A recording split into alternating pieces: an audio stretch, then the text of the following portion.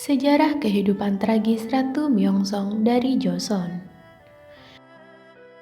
Ratu Myeongsong adalah seorang ratu yang sederhana, yang tidak suka pesta pora dan tidak suka memakai pakaian ataupun perhiasan mewah. Ia lebih suka berkutat mempelajari buku-buku politik yang biasanya dibaca kaum pria. Ratu Myeongsong mengalami akhir hidup yang mengenaskan dengan cara ditebas oleh tentara Jepang di istana Gyeongbuk. Lalu jenazahnya dibakar di halaman istana. Penyerangan terhadap Ratu Myeongsong menimbulkan protes dunia internasional. Namun anehnya dalam persidangan di Hiroshima, keputusan hakim menyatakan bahwa pelaku tidak bersalah karena tidak ditemukan bukti yang cukup kuat.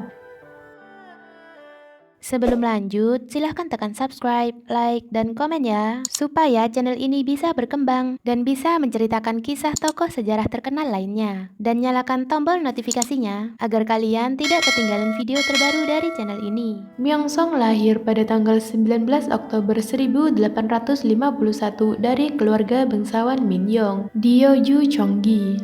Ayahnya bernama Min Chirok. Pada usia 8 tahun, Myeongsong telah kehilangan kedua orang tuanya. Sedikit yang bisa diketahui mengenai ibu dan masa kecilnya serta penyebab dari kematian kedua orang tuanya.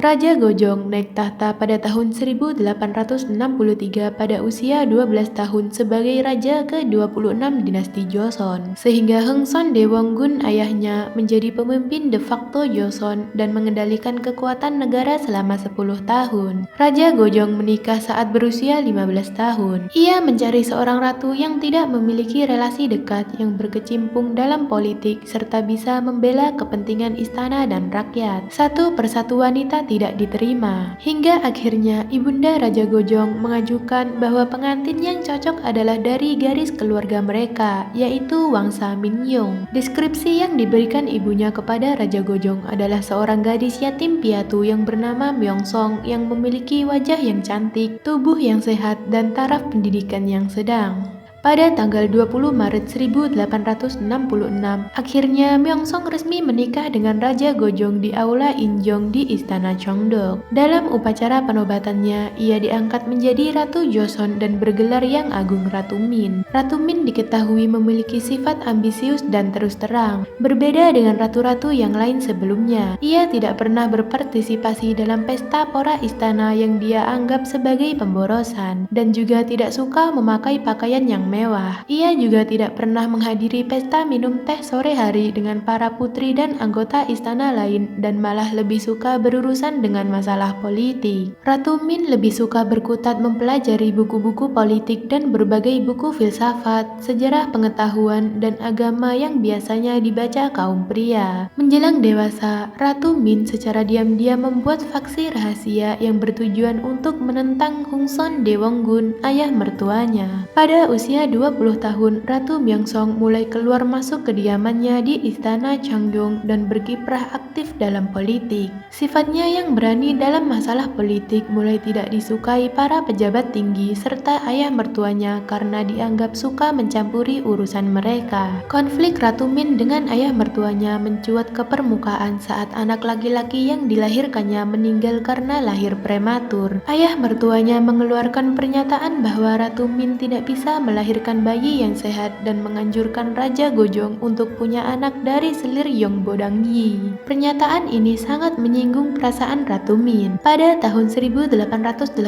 selir tersebut melahirkan bayi laki-laki sehat yang diberi nama Pangeran Hwang Hwanggun yang selanjutnya diberi gelar putra mahkota. Melihat hal itu, Ratu Min tidak terima begitu saja. Dengan dukungan faksinya, para pejabat tinggi, sarjana, dan anggota keluarganya, Ratu Min berusaha menjungkir balikan kursi kekuasaan ayah mertuanya. Ia menulis surat resmi yang berkeinginan agar Heungson Daewongun, ayah mertuanya, segera diturunkan dari kekuasaannya kepada Dewan Administrasi Istana. Ratu Min berargumen bahwa Raja Gojong yang telah berusia 22 tahun harus memerintah dengan kekuatannya sendiri. Surat itu pun diterima dan Heungson Daewongun dipaksa untuk pensiun ke kediaman pribadinya di Yangju pada tahun 1876. 72. Ratu Min kemudian mengasingkan Selir Yong Bodangi dan anaknya ke desa di luar kota dan mencopot semua gelar istananya. Tak lama setelah itu, anak Selir tersebut meninggal dan beberapa orang mulai mengkritik Ratu Min karena keputusannya ini. Dengan keluarnya ayah mertuanya, Selir dan anaknya dari istana, sekarang Ratu Min memegang kendali penuh atas istana dan mengatur anggota wangsanya dalam berbagai posisi penting di istana. Peran politik Ratu Min dianggap lebih aktif dibandingkan Raja Gojong sendiri. Pada permulaan pernikahannya, Raja Gojong dan Ratu Min kurang menemukan kesamaan. Ratu Min lebih suka berdiam diri di kamarnya dan membaca, sedangkan Raja Gojong menghabiskan waktunya siang dan malam dengan minuman dan berpesta. Ratu Min bahkan pernah menyebut kepada teman dekatnya bahwa suaminya menjijikkan untuknya.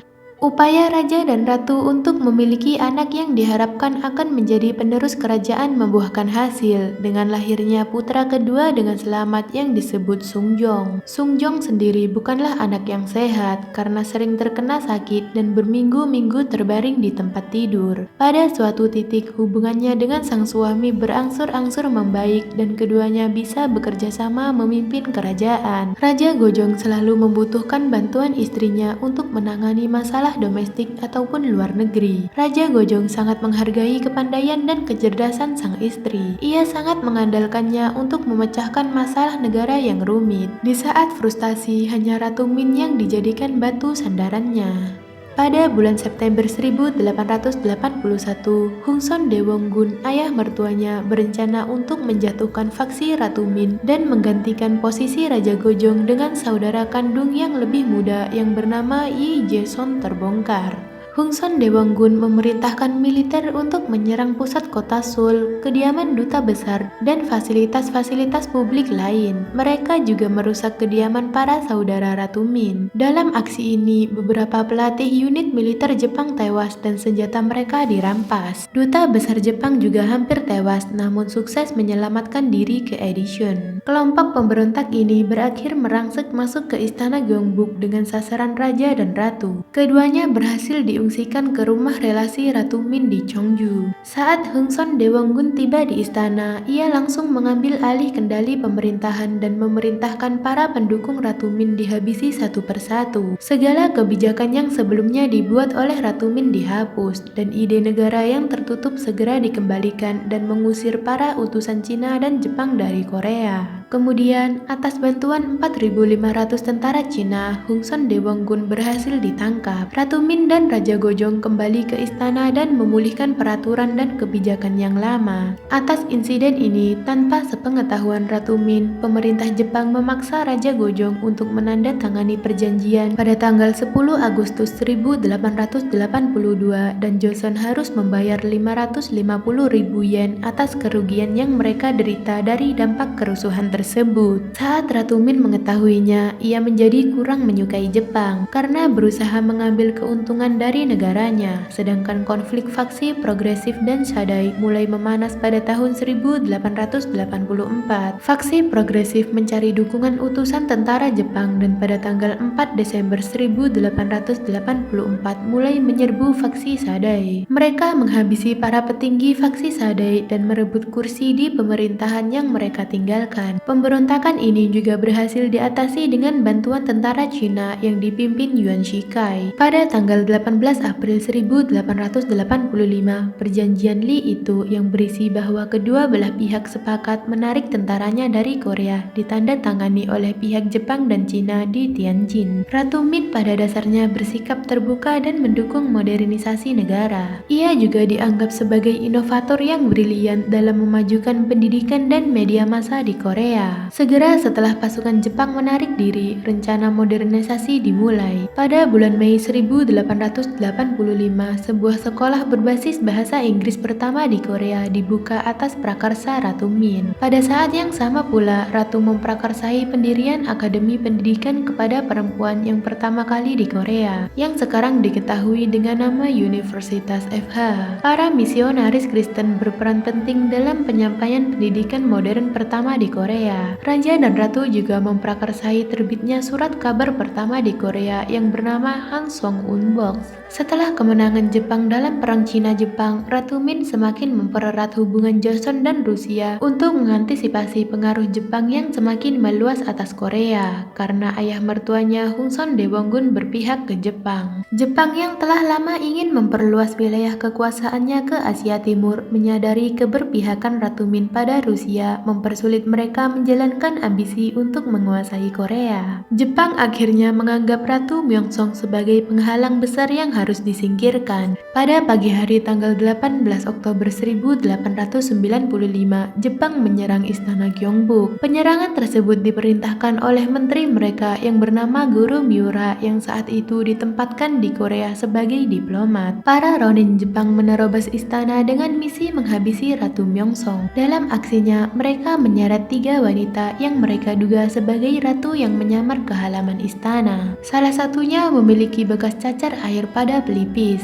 ciri khas sang ratu. Lalu kemudian mereka menebas ketiga perempuan tersebut. Setelah yakin salah satu jasad berdarah itu adalah Ratu Myeongsong, mereka kemudian menuangkan kerosin dan membakar jenazah itu di sebuah pohon pinus di depan pavilium. Ratu Myeongsong akhirnya tewas di usia 43 tahun. Peristiwa berdarah ini diketahui dengan nama insiden Ilmi. Kematian Ratu Myeongsong membuat sang raja sangat berduka. Ia kehilangan sandaran dan sosok cerdas yang membantunya pada masa-masa sulit. Raja Gojong sempat mengurung diri dalam kamar selama berhari-hari. Ia juga menolak mentah-mentah usulan ayahnya dan Jepang agar status Ratu Myeongsong diturunkan dari ratu menjadi orang biasa saat pemakamannya. Aku memilih mengiris nadiku hingga berdarah-darah daripada mempermalukan perempuan yang telah menyelamatkan kerajaan, kata Raja Gojong. Penyerangan terhadap Ratu Myeongsong menimbulkan protes dunia internasional. Untuk meredakan kritikan, Miura Goro dan beberapa pengikutnya dituduh bertanggung jawab dan didakwa di pengadilan Hiroshima. Secara keseluruhan, ada sekitar 56